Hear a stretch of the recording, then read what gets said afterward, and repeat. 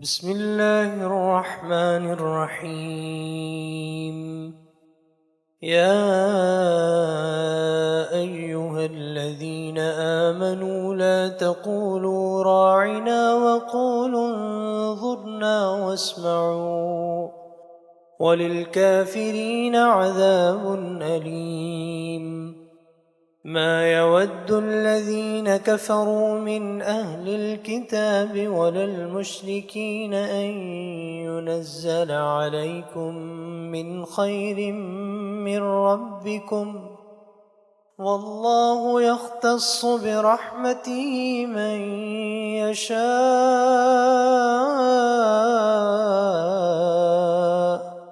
والله ذو الفضل العظيم. ما ننسخ من آية أو ننسها نأت بخير منها أو مثلها.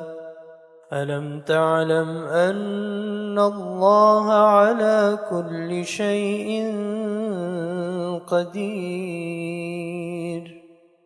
ألم تعلم أن الله له ملك السماوات والأرض وما لكم من دون الله من ولي ولا نصير؟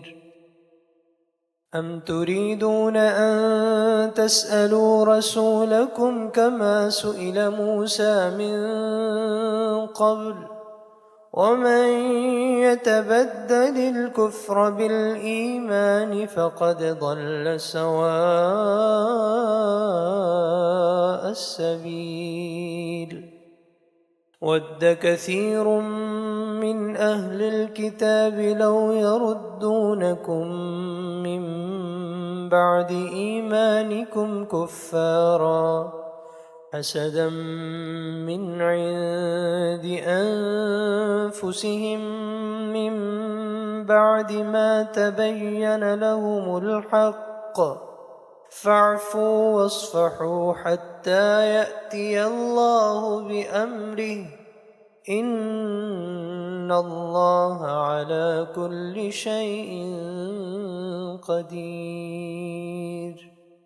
وأقيموا الصلاة وآتوا الزكاة وما تقدموا لأنفسكم من خير تجدوه عند الله، إن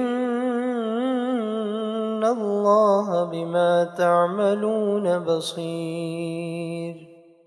وقالوا لن يدخل الجنة إلا من كان هودا أو نصارى، تلك أمانيهم، قل هاتوا برهانكم إن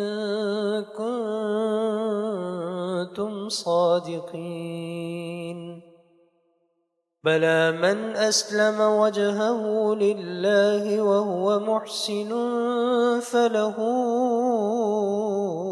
أجره عند ربه ولا خوف عليهم ولا هم يحزنون.